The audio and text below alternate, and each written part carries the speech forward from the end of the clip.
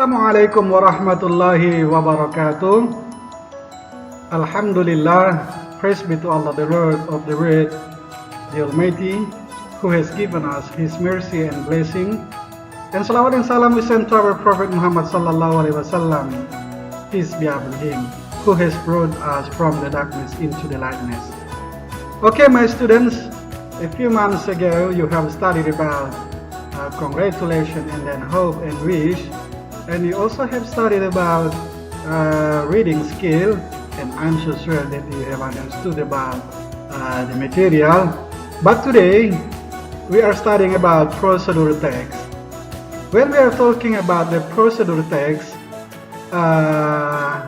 we will discuss about the definition of procedure text, and then the purpose, and then social function, and then the generic structure, and then language features and types of procedure text, and of course one of them example. Oke, materi ini semuanya nanti insya Allah akan kita pelajari di dalam slide-slide berikutnya, baik itu mengenai definisi, kemudian tujuan, dan tentunya adalah mengenai contoh-contoh yang akan Bapak berikan nanti di dalam slide procedure text. Oke, tetap semangat di dalam belajar. Now we continue to the next slide. Kita akan belajar yang namanya what is procedure text? Apa itu procedure text? Oke, ada beberapa definisi mengenai procedure text itu sendiri. Yang pertama, the definition of procedure text is a text that is designed to describe how something is achieved, how something works, and then how to do a particular activity. And then the text deal with human behavior. Of course, all of these through a sequence of action or step. Tentunya definisi ini dilakukan dengan beberapa langkah-langkah nanti di dalam menyelesaikannya. Kemudian yang berikutnya, di dalam bahasa Indonesia, teks prosedur itu berarti satu jenis teks bahasa Inggris atau yang biasa disebut dengan genre yang menunjukkan sebuah proses dalam membuat atau mengoperasikan sesuatu yang berfungsi.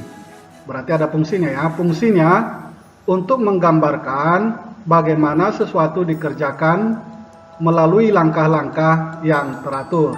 Berarti semuanya di sini dia prosedur teks itu membutuhkan yang namanya langkah-langkah yang teratur di dalam membuat sesuatu, terutama yang ada di dalam prosedur teks ini. Inilah dia apa yang dinamakan dengan prosedur teks, baik itu dalam bahasa Inggris maupun dalam bahasa Indonesia. Silakan Ananda dengarkan dan tetap membaca apa yang dimaksud dengan prosedur teks. Oke, masuk kita untuk slide yang berikutnya.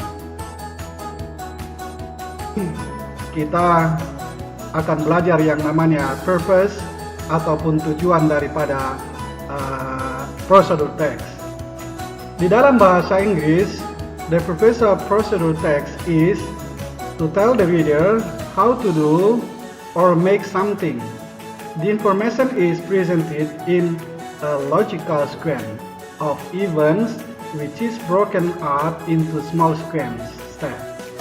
These texts are usually written in the present tense. The most common example of the procedural text is a recipe. Oke, ini semuanya adalah mengenai tujuan daripada teks prosedur teks yang menggunakan bahasa Inggris. Berarti tetap dia kata kuncinya di sini adalah how, bagaimana, berarti itu menceritakan sebuah proses ataupun langkah-langkah nanti yang akan dilakukan ketika kita membuat sebuah teks prosedur. Kemudian kita coba dulu lihat apa yang dimaksud dengan tujuan daripada prosedur teks itu di dalam bahasa Indonesia. Di sini tujuan daripada prosedur teks itu adalah untuk menerangkan atau memberitahu pembaca mengenai bagaimana membuat sesuatu atau mengoperasikan atau melakukan sesuatu lewat serangkaian tindakan ataupun langkah-langkah. Ini dia untuk penjelasannya di dalam bahasa Indonesia. Kemudian untuk menguraikan langkah atau instruksi untuk membuat atau mengoperasikan atau melakukan sesuatu. Karena biasanya di dalam teks prosedur itu ada macam-macamnya atau ada bentuk-bentuknya. Tetapi di sini kita hanya menceritakan dulu sekilas mengenai purpose ataupun tujuan daripada prosedur teks itu. Mulai dari gambar yang pertama, kemudian yang kedua, sampai yang ketiga, ini semuanya adalah tujuan daripada prosedur teks. Oke, Ananda tetap semangat di dalam belajar. Masuk kita untuk slide yang berikutnya.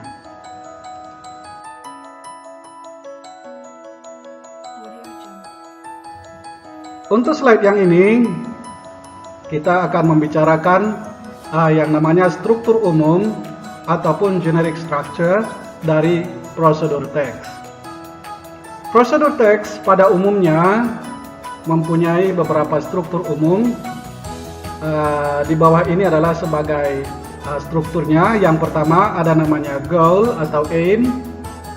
Pada bagian ini menerangkan tujuan dari aktivitas, maksudnya kegiatan atau hal yang nantinya akan dilakukan atau dibuat ketika kita membuat sebuah prosedur teks. Inilah yang dinamakan sebagai tujuan daripada prosedur teks. Kemudian apalagi selain daripada goal dan aim? Kita coba yang berikutnya. Yang berikutnya adalah mengenai material ataupun tools di dalam prosedur teks. Pada bagian ini menerangkan bahan dan juga alat yang diperlukan untuk membuat sebuah barang atau ketika akan melakukan suatu hal. Pada suatu prosedur teks, material memiliki sifat opsional atau tidak selalu ada. Kadang-kadang kita menggunakan material, kadang-kadang tidak menggunakan material. Tergantung daripada prosedur teks apa yang kita buat. Ya, kalau makanan biasanya menggunakan material ataupun alat-alat, sedangkan ketika contohnya mengoperasikan sebuah komputer, otomatis kita langsung menggunakan langkah-langkah. Inilah dia. Kemudian yang berikutnya adalah step, merupakan serangkaian langkah atau tips yang nantinya harus dilakukan. Berarti ada tujuannya, kemudian ada materialnya, kemudian baru ada langkah-langkah. Ini cara membuatnya, ya. Itu namanya adalah step, langkah-langkah yang kita gunakan untuk menghasilkan sesuatu dengan menggunakan prosedur teks. Kemudian setelah steps ada namanya conclusion ataupun result, hasil. Berarti berisikan hasil akhir dari apa yang sudah dilakukan atau dikerjakan sesuai dengan serangkaian langkah-langkah yang sudah dilakukan. Ini dia hasilnya, ya. Berarti ada beberapa yang didiskusikan ataupun yang dipelajari di dalam struktur umum dari prosedur teks. Yang pertama tadi goal, kemudian ada material, kemudian ada step, dan kemudian ada conclusion ataupun result. Oke, masuk kita untuk slide yang berikutnya. Ternyata prosedur teks itu adalah sangat mudah untuk dipelajari. Kita akan belajar yang namanya unsur kebahasaan ataupun language feeders dari prosedur teks. Berikut ini adalah beberapa unsur kebahasaan atau language feeders dari prosedur teks. Di antaranya ada beberapa nanti yang akan kita pelajari di dalam unsur kebahasaannya, ya. Yang pertama, menggunakan pola kalimat imperatif, kalimat perintah. Misalnya cut, don't, dan lain sebagainya, ya.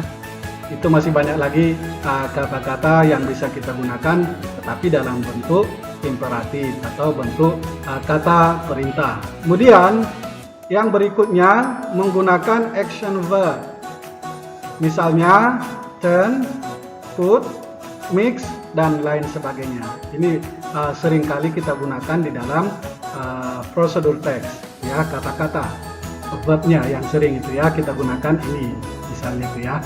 Kemudian Yang berikutnya, menggunakan konektif kata penghubung untuk mengurutkan kegiatan. Misalnya then, while, dan tentu masih ada lagi yang lain ya. Ini Bapak sebutkan di sini hanya sedikit saja, sebahagiannya saja. Kemudian setelah menggunakan konektif, apalagi yang kita gunakan? Nah, di sini dia menggunakan adverbial atau kata keterangan untuk menyatakan rinci waktu, kemudian tempat, cara yang akurat, misalnya for 5 minutes atau misalnya 2 hours dan lain sebagainya. Ini tetap kita gunakan sebagai kata keterangan adverbial ya. Kemudian yang berikutnya, menggunakan simple present. Menggunakan tenses yang kita gunakan, bentuk waktu yang kita gunakan di sini adalah menggunakan simple present tense karena dia menceritakan mengenai kegiatan ataupun activities yang kita lakukan sehari-hari yang berulang-ulang. Itu biasanya ya. Kemudian yang berikutnya, numbering atau penomoran. Angka-angka yang menerangkan suatu urutan. Urutan apa? Urutan kegiatan. Contohnya first, kemudian second, kemudian third, dan lain sebagainya. Ini sering kita gunakan. Inilah dia unsur kebahasaan yang ada di dalam prosedur teks. Oke, kita lanjut untuk slide yang berikutnya.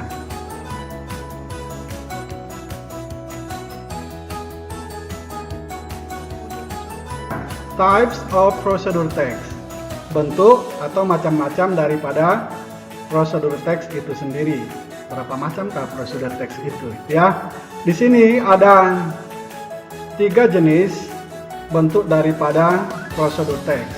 Yang pertama, prosedur teks yang menerangkan bagaimana sesuatu dapat bekerja atau bagaimana untuk memakai instruksi atau operasi secara manual.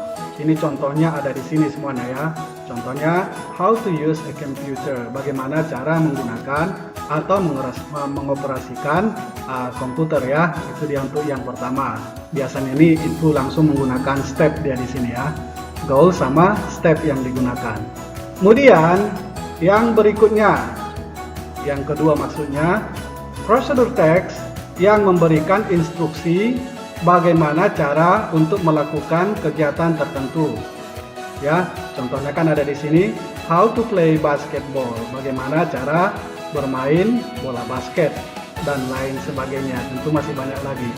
Kemudian jenis prosedur teks yang ketiga adalah yang berkaitan dengan perilaku manusia. Contohnya apa?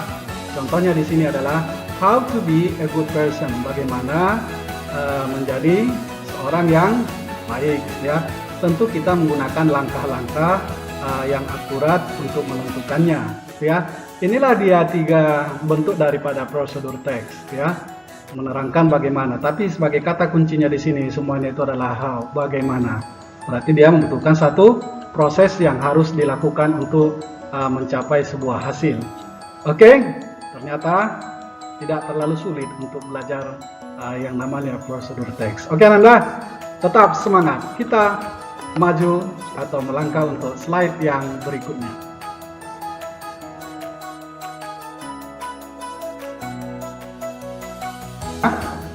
Example, contoh, example daripada prosedur teks ya. How to make fried rice. Ini dia, bagaimana cara membuat nasi goreng ya. Ini berarti sebagai goalnya. Kemudian yang di sini yang berikutnya adalah ingredient, bahan-bahan yang digunakan ketika kita membuat nasi goreng ya. Ada di sini nomor 1 udah ada, kemudian nomor 2, terus sampai ke bawah di sini. Ini semuanya adalah ingredient yang kita butuhkan ketika kita membuat nasi goreng ya, when we make fried rice. Ini semuanya adalah sebagai ingredientnya, mulai dari apa namanya ini, 1 piring nasi putih sampai dia complementary material, bahan-bahan tambahan. Ini semuanya kita gunakan mulai dari yang pertama, yang kedua, yang ketiga sampai yang terakhir ini semuanya kita gunakan di dalam ingredient how to make fried rice. Oke, masuk kita untuk slide yang berikutnya.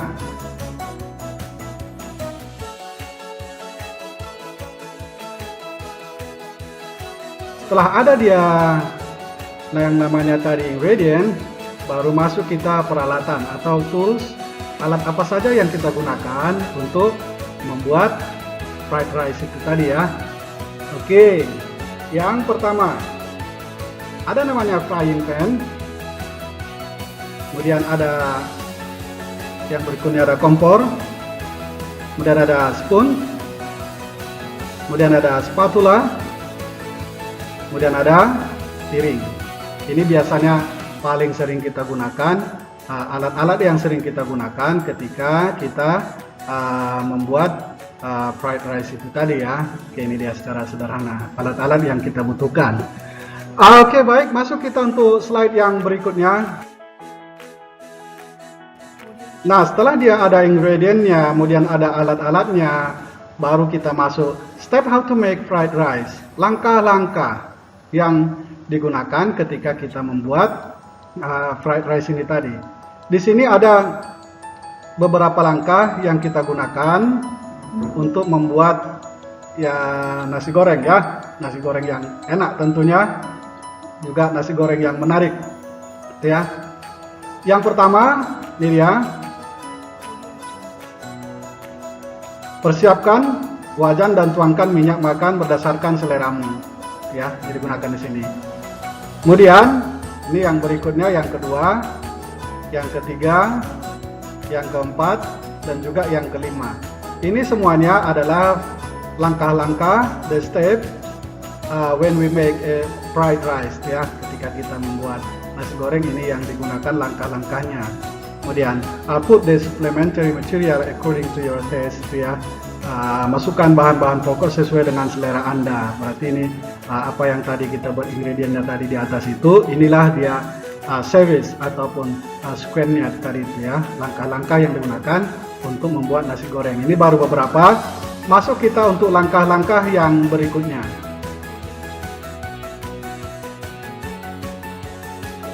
Untuk langkah yang berikutnya di sini, contohnya sini ya, use spatula to stir until evenly cooked. Kemudian ada baru dia cook egg and scramble until cooked, sampai dia yang terakhir itu after everything on the frying pan was fragrant, served into the plate. Itu ya, ini dia contohnya semuanya.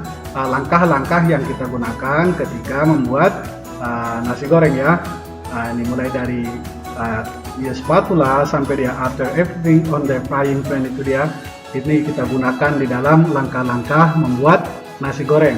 Kemudian baru yang berikutnya,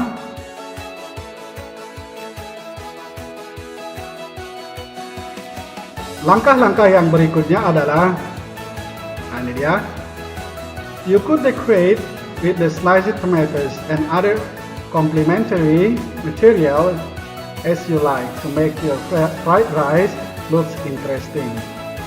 Ini dia, bahasa Indonesianya ada, bahasa Inggrisnya juga ada. Kemudian setelah selesai, baru yang terakhir, your interesting fried rice is ready to be served. Maksudnya adalah nasi goreng Anda yang menarik siap untuk disajikan. Itulah dia langkah-langkah yang kita gunakan when we want to make a fried rice in English, of course. Okay, setelah mempelajari, after studying about this material, I'm sure you have understood about the procedure text, and then tentu setelah dipelajari semuanya, ada latihan yang Bapak kasih di sini. Write down the procedure text about food or drink. Tulislah contoh prosedur teks yang menggunakan food, makanan ataupun minuman. Ya, kalian tengok nanti, tengok sumber yang lain. Setelah diketemukan, baru kalian tulis, kemudian of course, and then send to my Gmail. Kemudian kirim ke Gmail Bapak ya, 1312khairul@gmail.com. Kesini hasilnya nanti. Oke Anda, tetap semangat di dalam belajar. Oke. masuk kita untuk thanks for staying and focus with us. Terima kasih ya, udah tetap setia dan mau belajar menggunakan bahasa Inggris ya. Oke, ada satu ungkapan yang mengatakan education is the passport to the future, for tomorrow belongs to those who prepare for it today. Artinya pendidikan itu, apa yang Anda pelajari hari ini, digunakan untuk masa yang akan datang. Oke, itulah sekilas mengenai prosedur teks secara sederhana. Kemudian silakan Anda klik like and of course subscribe ya mengenai materi prosedur teks. And then thank you so much. Yang terakhir Bapak ucapkan Assalamualaikum warahmatullahi wabarakatuh.